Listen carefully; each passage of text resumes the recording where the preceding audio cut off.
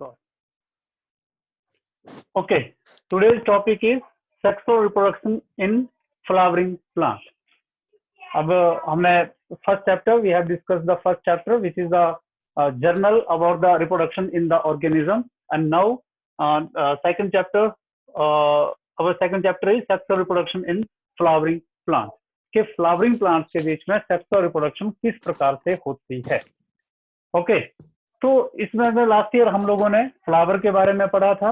अभी हम फिर से थोड़ा सा जो है वो इसके बारे में रिवाइज करेंगे अबाउट द फ्लावर. तो flower is the modified reproductive shoot. पिछले साल भी पढ़ा था, आप ध्यान देंगे इस चीज को कि फ्लावर क्या होता है. What is flower?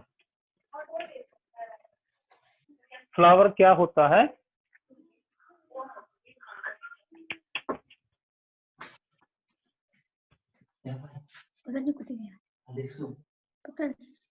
What is flower? Flower क्या होता है? मैंने पहले भी आपको पिछले साल भी पढ़ाया था. It is a modified reproductive shoot.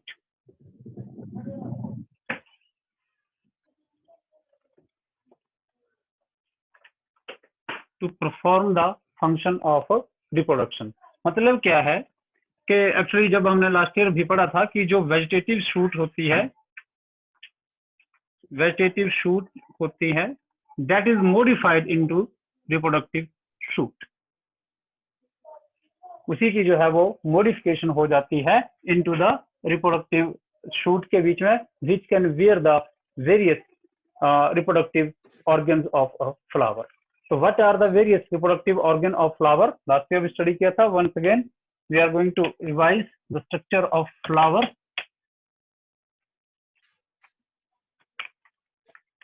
A flower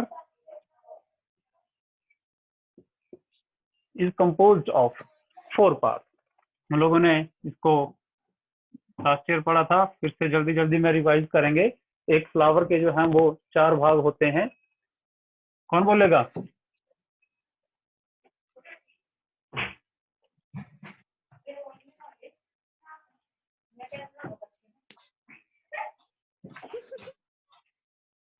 Calyx, corolla, androecium and gynoecium.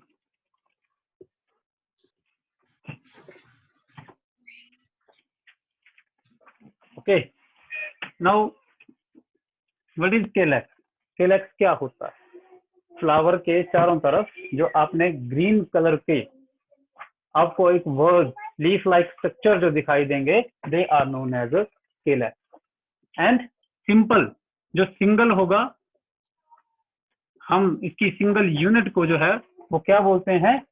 Sepal. And then sepal is followed by the coloured portion of the flower. जो आपको रंग बिरंगे फूल दिखाई देंगे, उसमें कलर पोर्शन जो होगा, that is known as a petal. And then androecium, male reproductive organ जो है, male reproductive organ is known as androecium and its single unit is known as stamen. And then gynoecium, the group of female flower is known as a gynoecium and its single unit is pistil.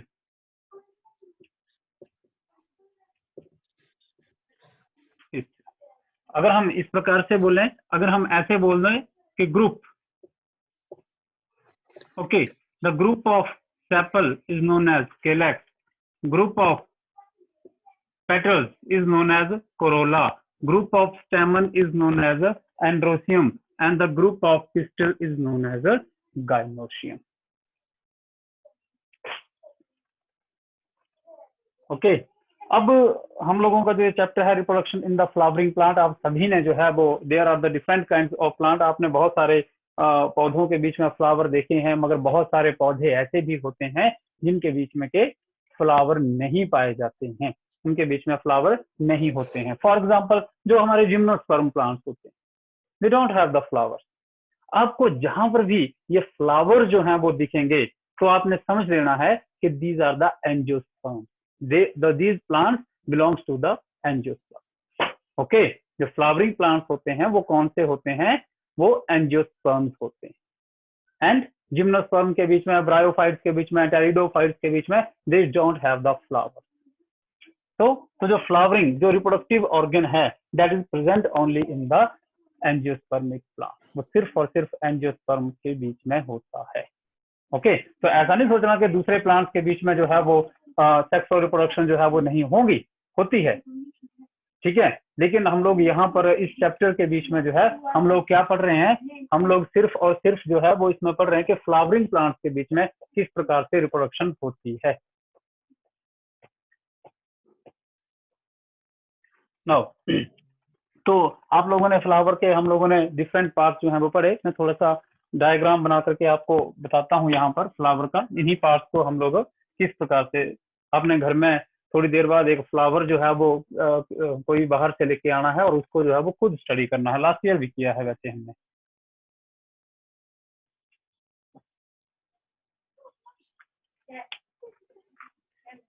The part of the flower that can bear the whole of the different parts of the flower, वो सारे के सारे भाग जो उस flower के किसी एक पोर्शन के ऊपर जो है वो लगे होते हैं, the bulbous portion of that flower is known as a thalamus.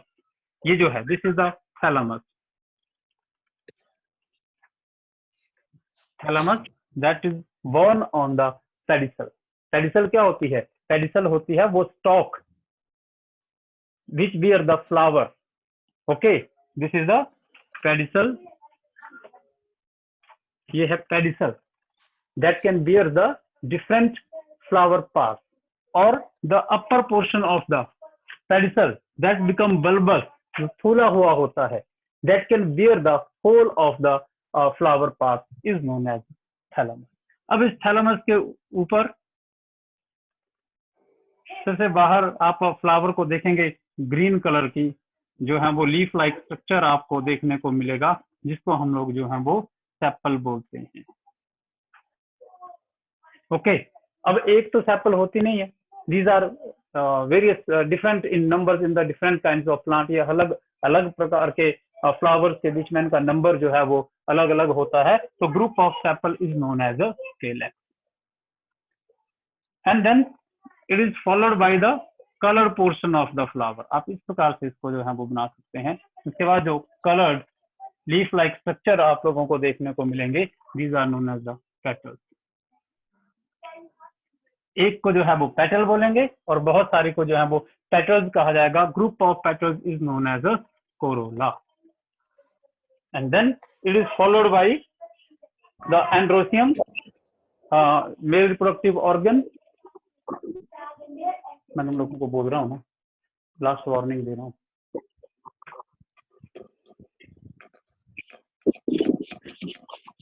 Group of stamen. अब जो स्टेमन्स होते हैं,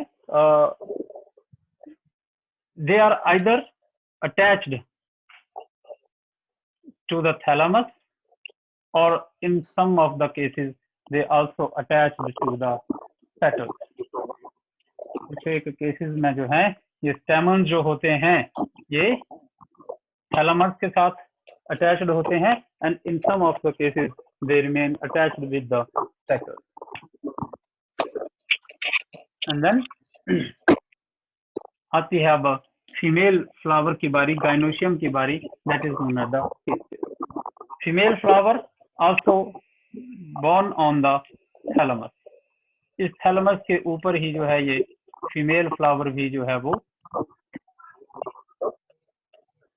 पाया जाता है, either in single or either in group. Single होगा we can call it pistil, and if that is present in the whole, हो सकता है यहाँ पर 2 3 कितने भी हो सकते हैं, तो that is known as the, उसके लिए कलेक्टिव टर्म जो है वो दी जाती है gynoecium. Now these flower they are of the different kinds, and flower अलग अलग प्रकार से लास्ट ईयर भी हमने पढ़ा था। मैं आपको इसको मिटा रहा हूँ, यहाँ पर जो है इस चीज को लिखूंगा।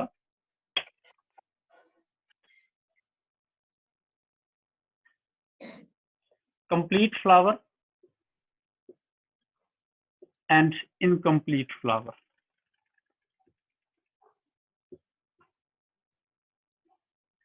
Complete flower, if it bears all the 4 parts of a flower. हमने फ्लावर के 4 भाग पढ़े, जिस फ्लावर के बीच में वो चारों के चारों भाग जो हैं वो पाए जाते हैं, that is known as the complete flower. ठीक है, it have all the parts, bear all the flower parts. And incomplete flower, either any part is not present of the part is missing.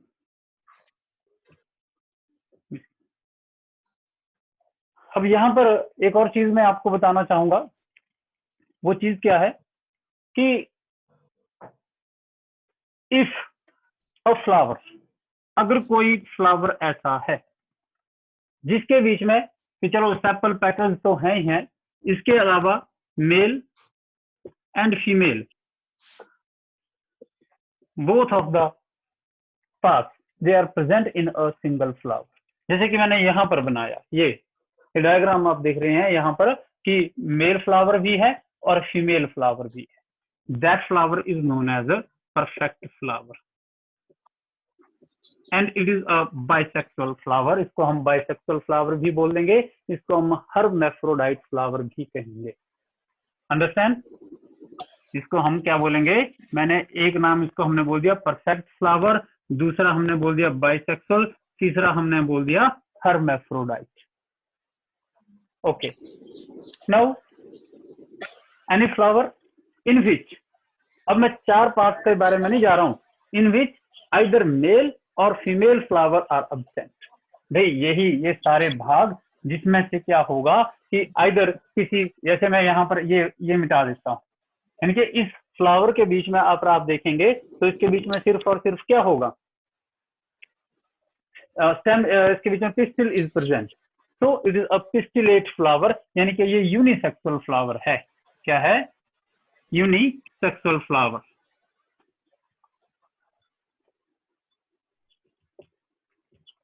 Unisexual flower, और ये 2 तरह के होंगे. क्या होंगे?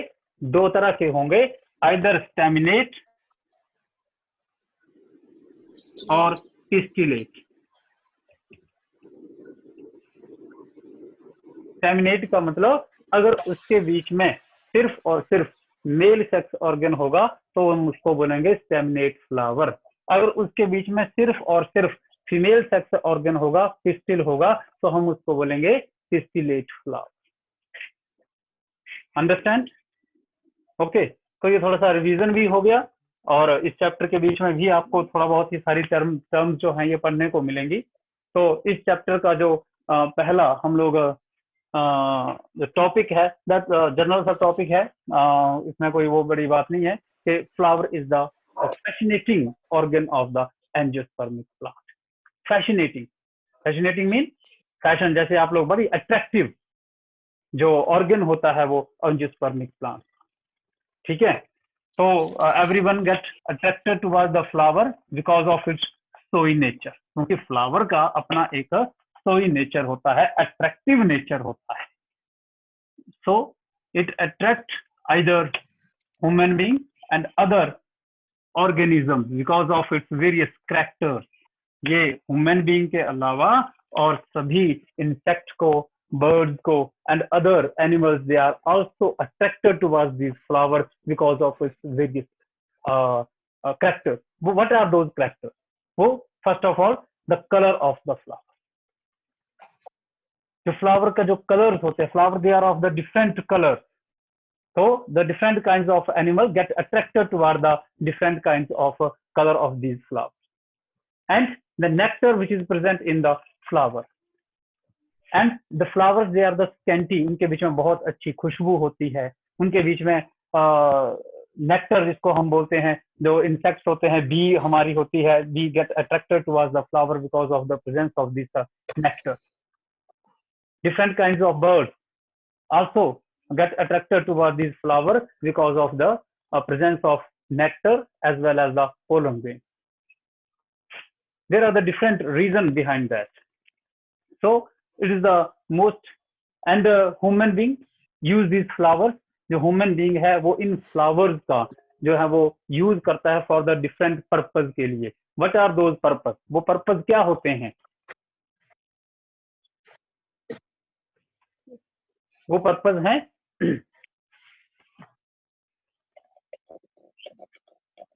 aesthetic value, cultural value, religious value के हम लोग जो भी काम करेंगे, पूजा पाठ का काम करेंगे, कोई हमारे जैसे स्कूल में फंक्शन होता है तो वहां पर फ्लावर का यूज होता है, घरों में शादी वगैरह होती है वहां पर जो है वो इसका यूज होता है.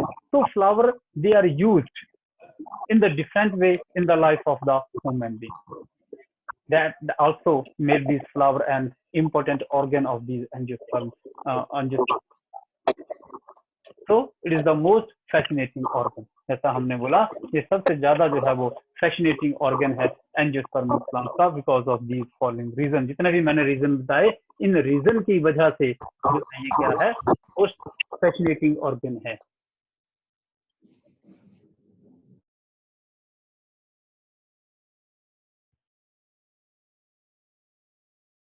Okay, understand?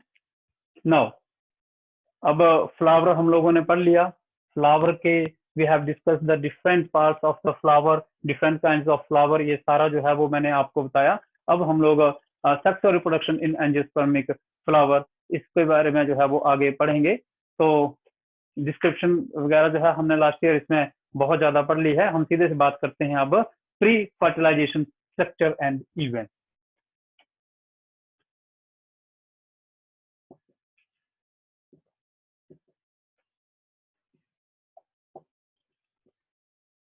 Pre-fertilization structure and events. Now students आपके लिए एक होमवर्क भी है कि आप सभी को डिफरेंट काइंड के फ्लावर जो हैं वो कलेक्ट करने हैं और खासकर उसमें से आपने जैसे कि मैंने बोला जो स्टेमन्स होते हैं in some of the flowers they are free and in some of the flower they remain attached with the petals के साथ अटैच रहते हैं, कुछ एक के साथ जो है वो थैलेमस के साथ अटैच रहते हैं. तो आप इसको जो है वो स्टडी करेंगे खुद and you can also find out the variability in the size of स्टेमन. आप कुछ एक के बीच में जो है वो स्टेमन छोटे होंगे, कुछ एक के बीच में फ्लावर के बाहर निकले होंगे. तो आप लोगों के लिए ये होमवर्क है कि आपने इस चीज को नोट भी करना है कौन से फ्लावर में आपने किस प्रकार के स्टेमन जो है वो फाइंड आउट किए. Okay, now the different kinds of pre-fertilization structure and events. What are the various kinds of structures which are present in the these sexual reproduction organ of these angiospermic plants? क्या क्या structure आप लोगों को देखने को जो है वो मिलते हैं. सबसे पहले हम लोगों ने formation and development of pollen grain. हम लोगों ने किस चीज के सबसे पहले जो है वो स्टडी करना है stamen, microsporangium and pollen grain. Okay, stamen, microsporangium,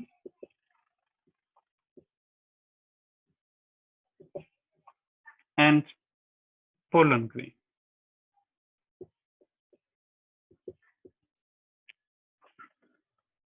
These are the structure which is associated with the staminate flower. ये सारे के सारे स्ट्रक्चर जो हैं वो स्टेमिनेट फ्लावर के साथ जुड़े हुए हैं. ये जो इवेंट हम लोग ये जो 3 हेडिंग में हम लोग इवेंट पढ़ने जा रहे हैं these events are associated with the staminate flower. जो मेल फ्लावर है उसके साथ ये इवेंट जो हैं वो जुड़े हुए हैं.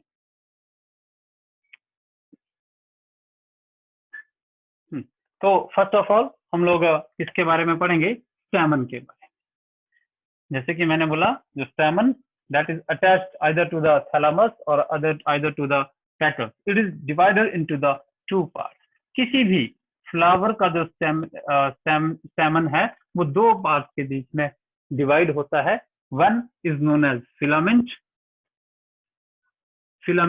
the stalk by which it remain attached with the thalamus. Okay, ये thalamus है या पेट्रोल के किसी चीज के साथ भी जो है ये जुड़ा होता है, उसको हम लोग क्या बोलते हैं, वो स्टॉक क्या बोलते हैं, फिलामेंट जो है वो उसको कहा जाता है। And upper bulbous portion of filament is known as anther. जो ऊपर वाला जो है पोर्शन आपको ऐसे उभरा हुआ सा बल्बस पोर्शन जो है वो दिखाई दे रहा है, it is known as anther. This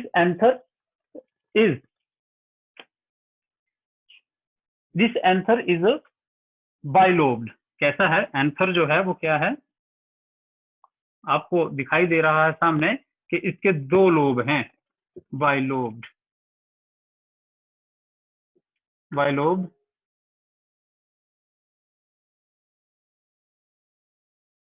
okay, it is bilobed and the both the lobe, जो दो लोब हैं, they attach with each other with the help of a sterile tissue, important है, which is known as a connective। उसको क्या कहा जाता है, connective कहा जाता है। मैं यहाँ पर इसको इस ब्लू मार्कर से इसको बना रहा हूँ। This is known as the connective. ये बीच में तो ये आपस में जुड़े हुए हैं, स्टेराइल टिश्यू होता है connective. Now each anther lobe, हमने बोला कि यहाँ पर एक सिर्फ एंथर लोब का डायग्राम बना रहा हूँ यहाँ पर ऐसे।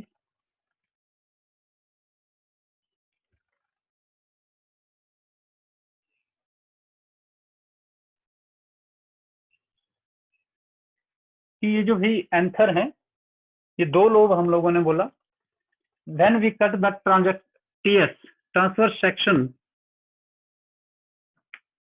of anther, we find out that each anther is further divided, each anther lobe is further divided into two parts। each anther lobe जो है वो फिर से जो है वो उसके कितने, दो भाग होते हैं। ठीक है, it means each anther can bear, ये बाइलोब्ड है, दो लोब हैं, और ईच लोब, मैं इसको मिटा देता हूं, यहाँ पर लिखता हूं, ईच लोब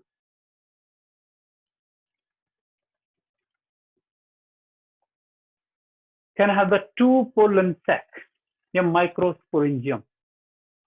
ठीक है, या इसको हम लोग बोलते हैं each lobe is a डाइथिकस। Thick का टर्म भी यूज करते हैं एक लोब के लिए, एक सैक के लिए, कि मतलब एक के बीच में। इसको मैं ऐसे बनाता हूं, फिर से आप देखिए, 1 2 3 4। जब इसकी टीएस हम काटेंगे तो हमें ये कुछ इस प्रकार से दिखाई देगा, आपका जो एंथर लोब है। ओके, एंथर हमें इस प्रकार के, मतलब इसके बीच में, पहले तो क्या, इसके भी बीच में से देखो दो भाग हो गए, एक इधर को एक इधर को। आ रही है बात समझ में? ओके, एक इधर वाला भाग हो गया, एक इधर वाला भाग हो गया। फिर हर एक भाग में ये देखो दो जो हैं कैविटीज आपको दिखाई दे रही है, which is known as the pollen sac. Okay, क्या बोलेंगे इसको हम, इसको पोलन सैक कहा जाता है। अंडरस्टैंड? या डाइथिकस, एक थिकस, डाइथिकस के मतलब एक एंथर लोब जो है, एक एंथर लोब जो है वो क्या है, डाइथिकस है। डाइथिकस, क्या टर्म यूज करेंगे, डाइथिकस।